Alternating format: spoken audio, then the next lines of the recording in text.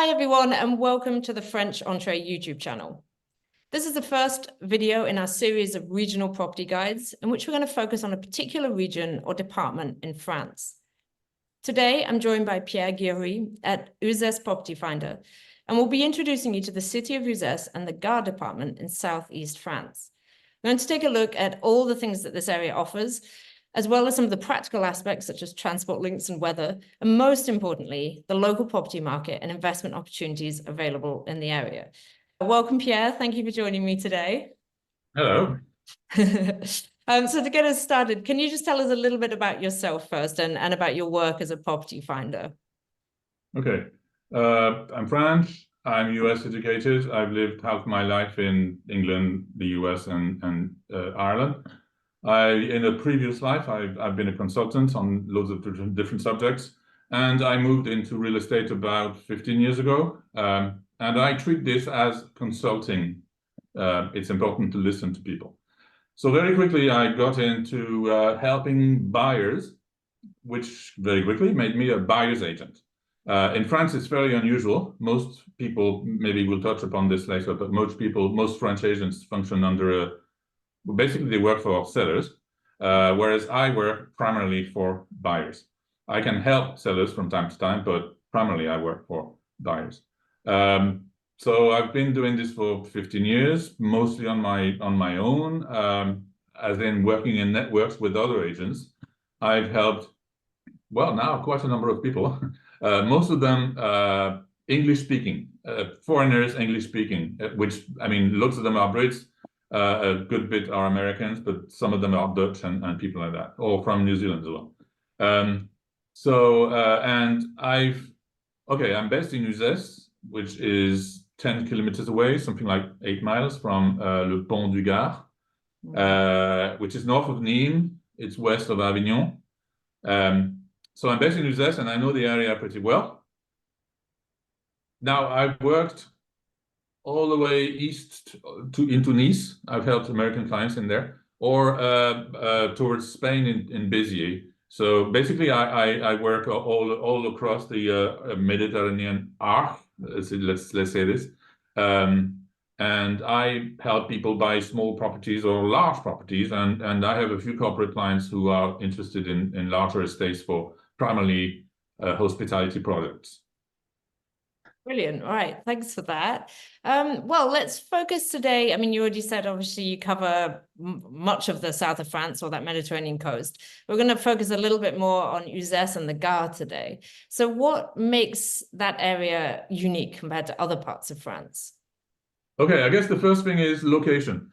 So everybody says location, location, location. I mean, access may be more than location. I have to say it's pretty unique in France. It's you've got airports an hour away, you've got Marseille, which is 2 hours away, you've got Lyon, which is 3 hours away, you've got the motorways, which are between 20 and 30 minutes away, you've got the TGV, which is there as well, and coming down from Paris, in Avignon, which is 40 minutes away, you've got, well, most of the year, you've got TGV coming from the south every half hour during the day. So that makes the whole place very well accessible.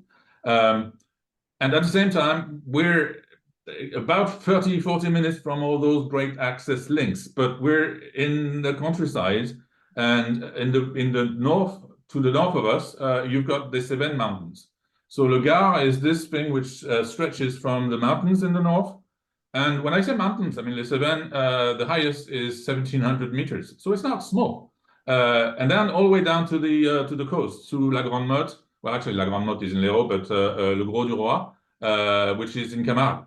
So that makes something like about 3 very different landscapes: the mountains, the seaside, and in between the Uzès area, which most of it is La Garrigue, which is the typical Mediterranean landscape you think of. I mean, think Pagnol, and you got it. Yeah, it's certainly a very beautiful region. I have been there a few times and very much enjoyed it. Are there any other reasons why you think foreign property buyers should consider buying in this area of France?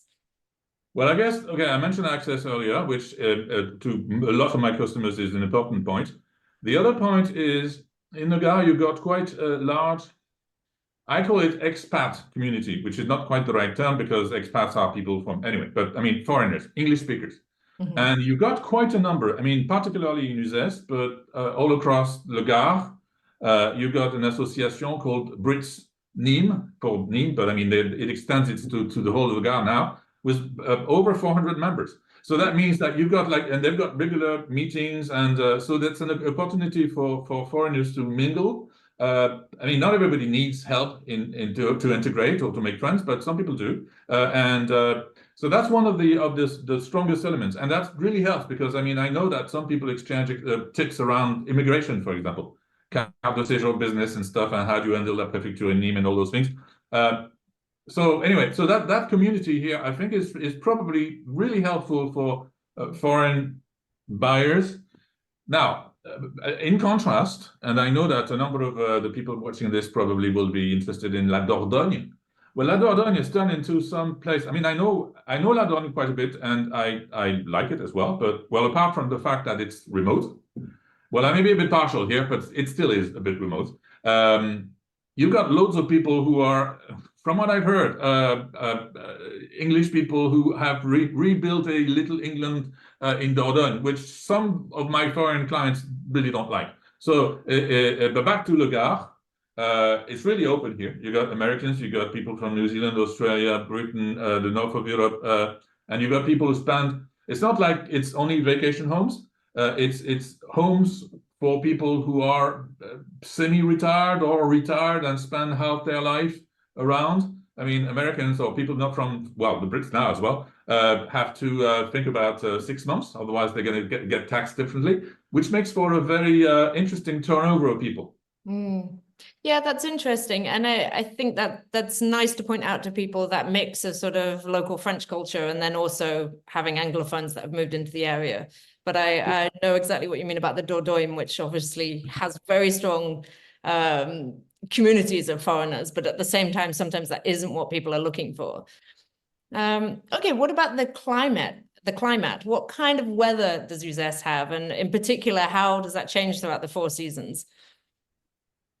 Okay, well, Mediterranean climate, okay. Now, Uzès, like I kind of semi-mentioned earlier, it's north of Languedoc, south of Cevennes, and west of Provence. So it kind of got a bit of all those things. Well, dry, all those Mediterranean things. It's dry. The winters, I mean, it's between 250 and 300 days a year of sun. So depending, I mean, the closer you get to the mountains, it gets a bit different. But so that's one thing. The other thing is, well, in part of Le Gard, you've got Le Mistral. Today is really windy. Then it's not Le Mistral that you find near Avignon, where you could actually stand on it or something. I mean, it's like so strong, and some people really don't like it. Whereas here it's windy. I mean, today it is pretty windy, but it's okay. And it clears up the sky, and that happens during the winter as well, which helps having really nice days during the winter with no clouds at all in the sky. It's really nice. As far as temperatures go, well, in the winter, it's barely gets down to 5 degrees, but when you got a bit of wind, it feels a bit colder. We've had snow last time 12 years ago, quite a bit of it, as I have to say. But that lasted, well, actually, no, 12 years ago, it lasted 2 solid weeks with 2 different snowstorms. It was pretty unusual. But apart from that, when it kind of does snow, it lasts about 2 hours. It's nice when you wake up and that's it. During the winter, the summer, well, it gets hot. It's always been hot. I mean, I've been around since 1988. I mean, I haven't lived, my parents have been here for a long time. It's always been hot. I mean, the south is what, I mean, okay. It's getting, it's difficult to say that it's really actually getting hotter, but it's getting hot for longer periods of time, okay. Which basically changes how one has to function. And when you have a period of really heat wave, and the temperatures during the night don't actually go down a lot, it becomes, it's something you have to keep in mind. I mean, just to give an example, about when I started in real estate, all of my American clients, they were like, oh, well, does this house have AC? And I was like, well, no. But you know what? How about you enjoy your house for a summer and then you decide whether you need AC or not. These days, I don't do that anymore. I mean, AC, when you don't have it, you need it at least in the bedrooms, and that's not a question. That's because you've got more nights during which you need it, even though the walls might be that thick, which is very efficient to actually keep the temperatures low.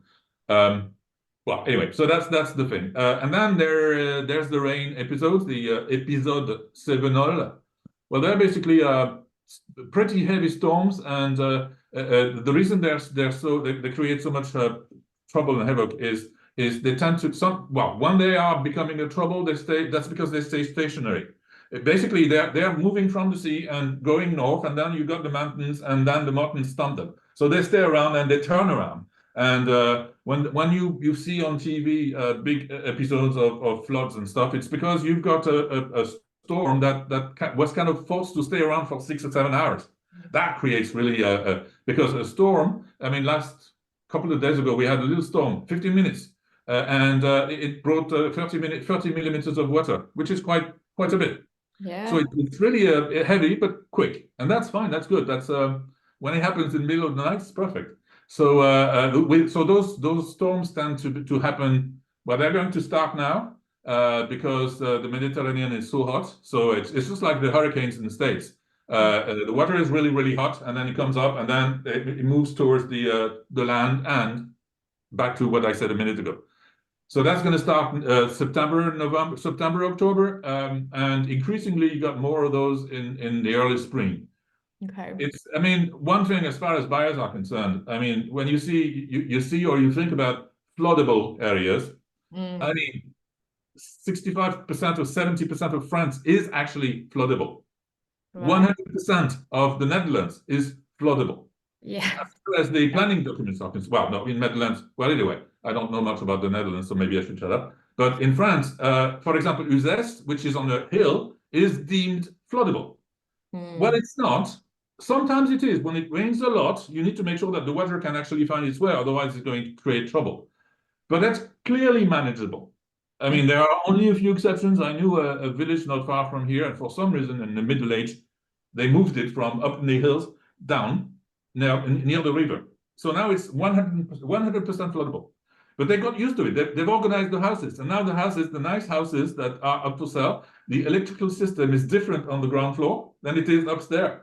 The furniture is different. They're getting ready for those things to happen once or twice a year. And it's only in this village. And that generates a 30% discount. The same house in Uzès or there, which is 10 kilometers away, is 30% less expensive. So floods, they're a fact of life. You can have them anywhere. And you see that you have them increasingly in loads of different parts of France or the UK for that matter.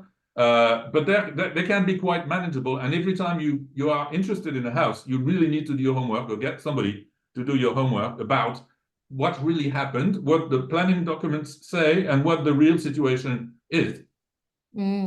Yeah, this is really good advice, especially because I think so many people focus on the lovely weather in the south and all the good aspects of it. But there's also been a lot on the news in recent years about these changes and floods and all of that. So I think it's really important to talk about it, and to have that local advice that you're giving is really crucial, I think, for anyone looking to buy in that region. Well, let's move on from the weather. How would you describe local life and culture in and around Uzès?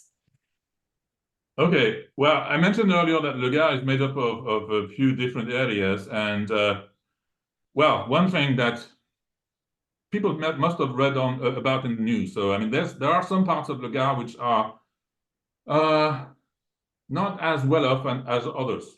And Uzès is probably one of the most well-off parts of Le Gard, and that clearly shows.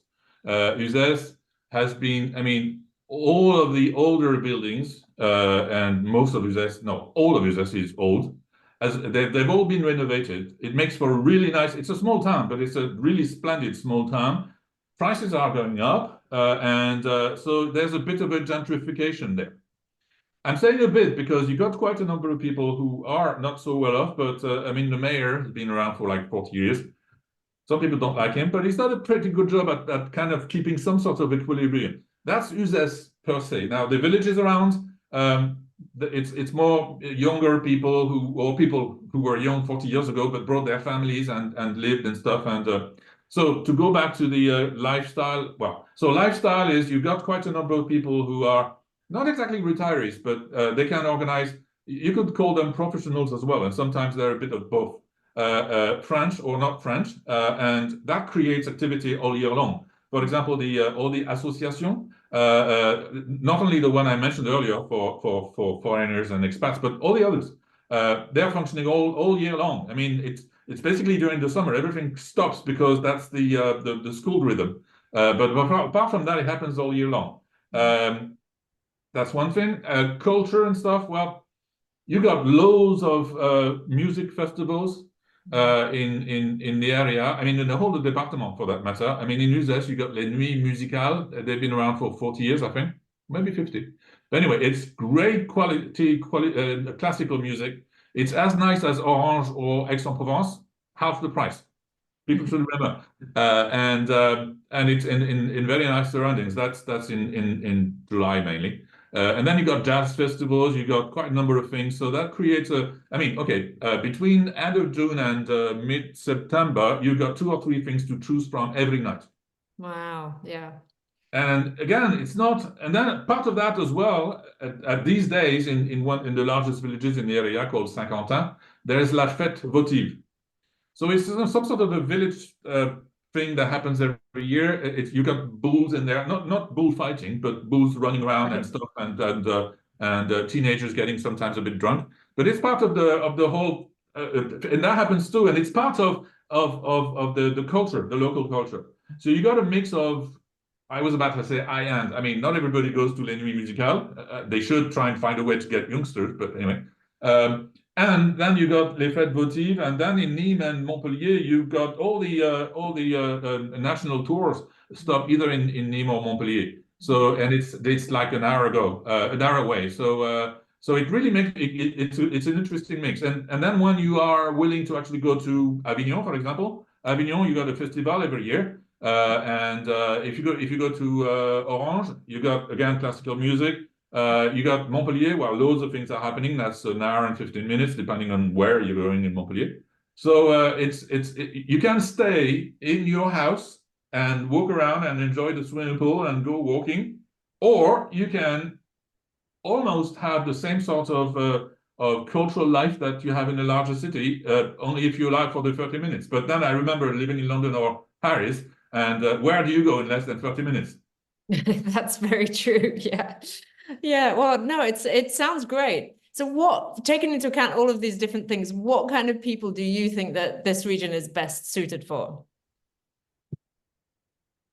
I'm just thinking about which profile it wouldn't be suited for. Okay. I don't know. I mean, I guess, okay, when you're thinking about small villages and small towns and stuff, if you've got really young kids and you really have to do the school round and stuff, all this, it makes it a bit more difficult than if you're in town. Now, when they grow up, then well, so some people actually come around and they've got kids and they like Uzès because basically they live in a small town and the kids can do their life, they live their life. And they're not really far. I mean, you can do the same in London or Paris, but increasingly parents are a bit afraid. So here, there's that. So people whose families, I think it's okay if you decide that it's a lifestyle that you want, but maybe when you've got really young kids. Well, obviously retirees, people with a bit of time on their hands, and because you got loads of activities and stuff. But at the same time, you got quite a number of people who do remote working, increasingly. Okay. I mean, there's fiber. Well, that's one of the nice achievements of this government. No, of the past governments. France is 98% covered with fiber now. So basically, again, 15 years ago, well, actually, when I moved here 15 years ago, I had to struggle with the provider to have 1 meg of bandwidth. And it was really, now I've got 120 or something, and I don't even think about it. And I live in the middle, almost in the middle of, I mean, I'm in Uzès, but in the countryside. And I was, oh, okay, fine, just made the call and that's it. So it's no longer an issue, which enables remote workers from anywhere in the world. And if you need to go somewhere, well, you take the car and an hour later you're in Avignon and 2 hours later you're in Paris.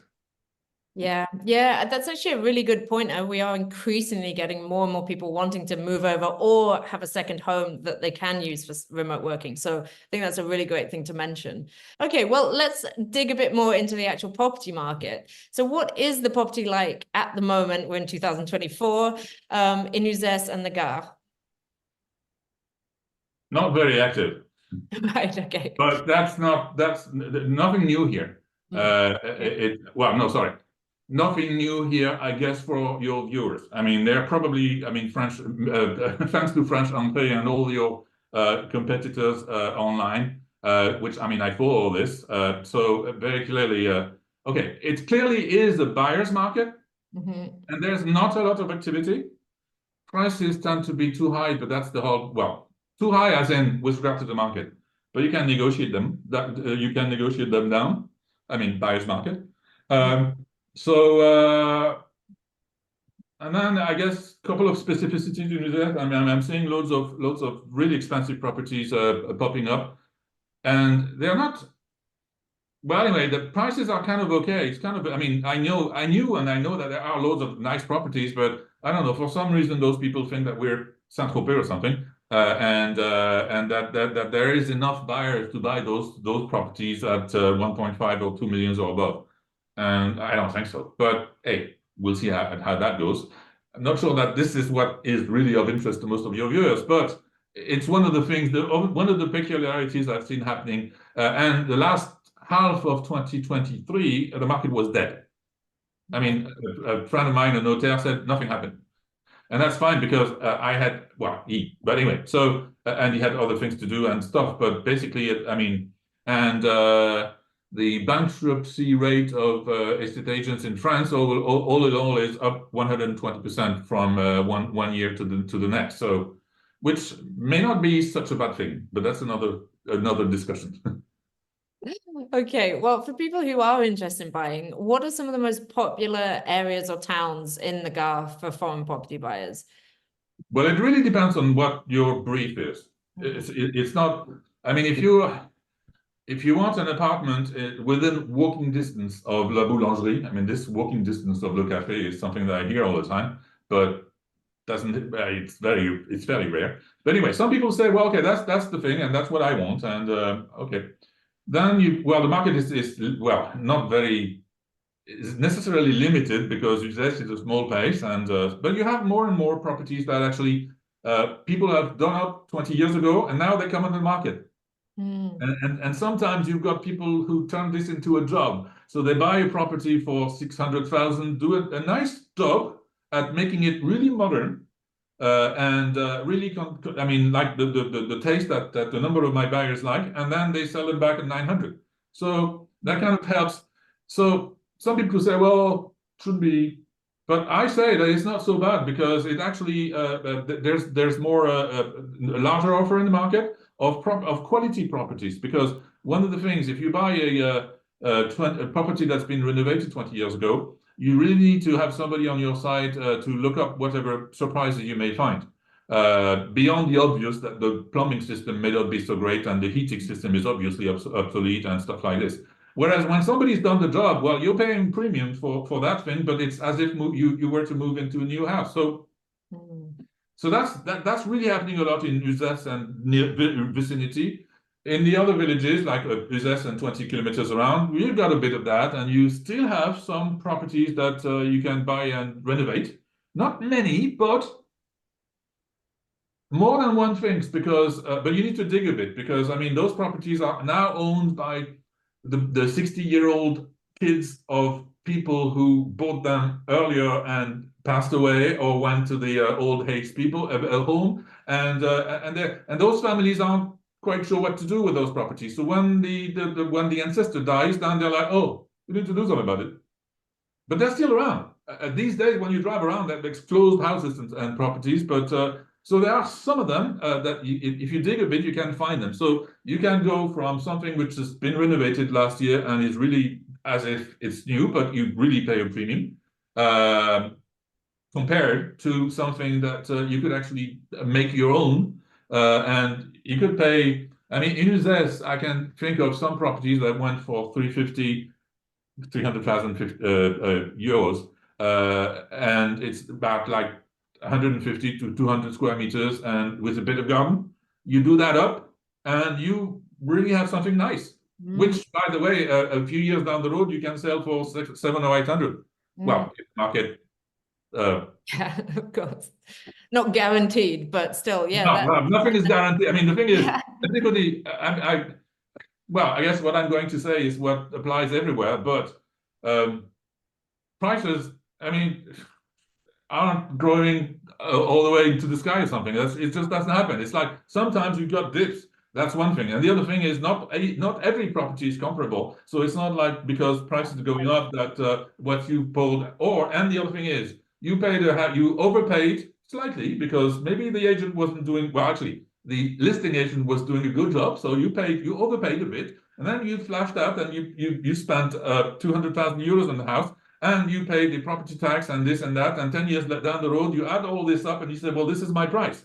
Well, this is completely stupid. It means nothing. It's very easy to understand. It's human. It's psychology, but it means nothing. If you can actually get your money back, but then, and the thing is, what I tell people is like, well, you're not an investment bank, so this isn't about a yearly return. It's about enjoyment. I mean, okay, please do what you just described, but put a price on the enjoyment you've had each year. Yeah, that's good advice. That's how you should work this out. Because this is how you actually calculate an internal rate of return. I mean, I'm a finance MBA, so I've got some memories of how you do things. Anyway, so and that's another point that I think we've touched earlier, but buying a house, I think, for a foreigner, buying a house, well, actually, even for French people, it's not an investment. It's a lifestyle decision, because. And I advise quite a few people who are looking for gîte businesses and stuff. And very quickly, I tell them, well, listen, if you're to look at this as a business, it's like you need to buy the property, pay the mortgage, that goes into your P&L, and then you got staff salaries and the rest. This is it's a no-go. It won't work unless you've got 200,000 euro of turnover a year, which means half a dozen gîtes and a full-time job. So that can work, but otherwise, if you got enough money, I mean, you've sold an apartment in London or in Paris, so you got plenty of money, and you can buy yourself a typical house, and you got 2 or 3 guest bedrooms. That can be nice. Or you have a gîte. That can be nice. That's going to keep one of the two in the couple, the one who's not retired yet. Sorry, the one who's retired versus the other one who's still working, happy for a few years. But one thing, after 3, 4, 5, 7 max, people are fed up. It's like, out of it. That's why those properties come into the market. Yeah, because it's a lot of work. I mean, you don't. In the end, you just look at what the revenues are and the time you spend, the time you do not spend with your family. Or worse, sometimes your family comes in the house and they behave like paying guests, but they're not paying. Anyway, it's not always the case, but and then I guess still on the negative side, the market is a bit saturated. Okay. So to make a difference, you have to have a house that makes a difference. That happens, but so if it's like average type property and you don't do much specifically about the property, and then people look up on Airbnb. It's very simple. Pictures. Airbnb rent bookings. It's 70% pictures, and if you so it's not there. Anyway, all this to say that buying a house around here is not an investment. Okay. Should not be treated as an investment. It's a lifestyle decision. Okay. Can you share any success stories from buyers that you've helped buy in this region? Oh, yeah. 3 I have in mind. One, an English couple. That was at the start, I mean, about 12, 13 years ago. Well, English. They're from Tunbridge, Wales, but they're Scottish. Anyway, and they toured with agents, listing agents, and they were being, frustrated and stuff. Anyway, I took them on, and going through the criteria and stuff, there was a house which I knew, and I tend to know quite a few houses, and I said, well, have you this house? You've seen loads of things, so this house, have you seen it? And the answer was, oh yeah, we've seen it. Not for us. And then I insisted. I was like, you should. Anyway, long story short, they bought the house that was 12, 13 years ago. They poured, they know what they're doing, but they poured money in there. They're really happy. They've redone pretty much everything. It's a massive house in a nice village. They love it. So and I use that example fairly often to say to people, well, listen, that's part of my service. I help you see things in a different way. You don't have to agree with me. I'm a consultant, so I'm listening to what you're saying, but sometimes listening to what you're saying means bringing you back, in this case, or bringing you to some places that wouldn't necessarily fit your bill. Now, I can't do that too often because after a while you'll stop trusting me, but that's what happened. Now, another example, well, something that really doesn't happen very often and I do not recommend, but an American couple who bought an apartment without seeing it. They saw a listing. It was the middle of November, rain and stuff.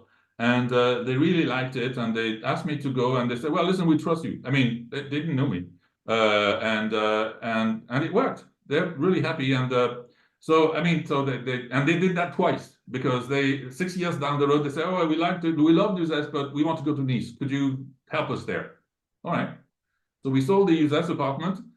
I do that from time to time. And we found an apartment in Nice, which they bought without seeing it. Wow. Very trusting. Glad that it paid off, though. Right. So another example is a search that was almost finished before I started. So, I mean, I got, well, as a matter of fact, the same guy I mentioned, the couple, the Scottish person, he introduced me to some other British friend. And so we went through the criteria, and then I showed them one house. I remember Friday morning, and loads of work, and they were kind of, well, okay, why not? And then I looked up my phone, and I saw one picture of a house that was, for some reason, not quite yet up for sale. But anyway, I knew the house because I'd sold it 12 years before. So I jumped, and I was like, that's what they want. It's a house built 25 years ago, but really looks like a Bastille, actually designed and built by a British person. Anyway, so I jumped on it and made a booking for them. And the owner was in Nîmes or somewhere on the boat or something. Oh, we're not back. And okay, well, please make sure we're the first one to see it. Anyway, Sunday at 4 p.m., the offer had been made and accepted. So done. Wow, that's a quick one. Just a tad bit of negotiation. I mean, I knew the owner, and I'd done my current customers, so it was, well, I could avoid my usual thing, which is conflicts of interest, because when you represent both, I mean, okay, well, that's a side issue, but in the French system, notaires and stuff, and Napoleon invented a great system that, well, I mean, that it's great. Other points, it's great, but the concept of being able to you can't represent both the buyers and the sellers at the same time when there's possibly a 50 or 100 grand difference between the two. In my world, it's called a conflict of interest. Maybe I'm too American or Anglo-Saxon or something, but anyway. Whereas in this case, well, that's kind of what happened, but with people who are not afraid of saying what they have in mind, and so it was done swiftly, and so I'm pretty proud of that one too. Yeah, you should be. Well, with some great stories there of different people that you've helped, but for others, how can you help buyers looking for property in the region? Okay. There are okay, over the last 14 years, I've basically done the usual buyer's agent thing from A to Z. I mean, typically, I can remember another British couple. A couple with a bit of money, and basically, he called me. He was. I hope he still is. Head guy in an insurance company or something, and used to using consultants and asking questions and getting answers. So we chatted for 2 hours, and he gave me his criteria and all those things. So, and very quickly he said, okay, what are your terms? And sent the contract, and those. I love those customers, but it's not the majority. So for those guys, basically, I helped them find a house to rent when they wanted to visit, and then we organized the visit 2 weeks, and then at the end of the visit, they had chosen a house. And then I dealt with the rest.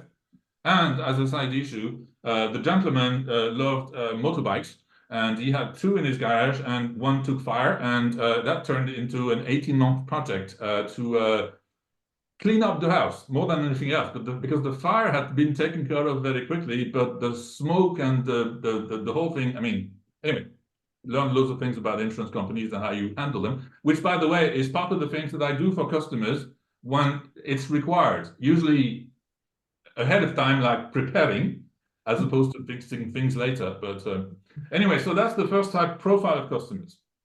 And then the other spectrum now, end of the spectrum now, is I took on 10 days ago a British couple who, and it's not quite the buyer's agent side of things, it's more the consultancy side of things. A British couple, I can't remember, I should ask them how they found me, but they're just about to sign a compromis for to buy a small castle. Well, the castle is small, but the estate is fairly large. And they have questions, and they were dissatisfied with the answers they were getting or not getting. Anyway, bottom line, I'm going to help them out. And I've started to I'm going to talk to le notaire, le maire, the agent, all those people, just to finalize, organize, and make sure that my customers are happy because they understand what they're going to sign. And I discovered along the way that there was a planning document that was kind of missing in this thing. And the customers are going to end up spending over $1 million in renovation. So I said, well, you might as well, no, rephrase.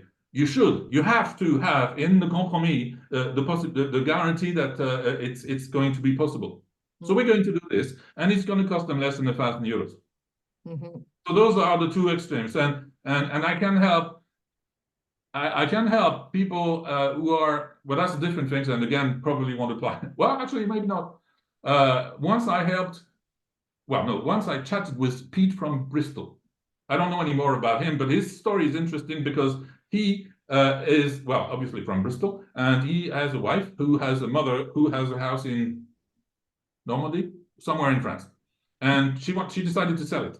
And then basically they turned to the son-in-law. Could you please do this, please, Pete? And Pete didn't have a clue. So I can actually help people like him to organize the whole thing on the ground, including dealing with listing agents, because you can't sell a house without a listing agent. And if the house is 20 kilometers from here, that's fine, I can do it. But if it's in Normandy, I can't. But what I can do is work with the listing agents to remind them that there is another agent, me, because I'm licensed, I'm insured, I've got experience.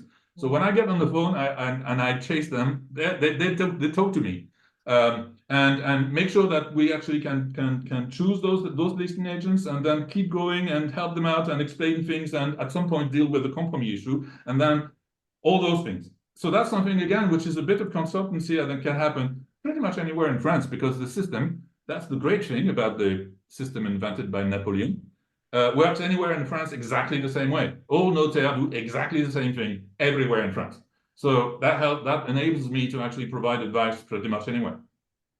Yeah, and I can really see how having somebody like you on their side would really help buyers whilst they're buying in France or at any stage really of the buying. And maybe I can, well, it's self-serving, but that's you asked.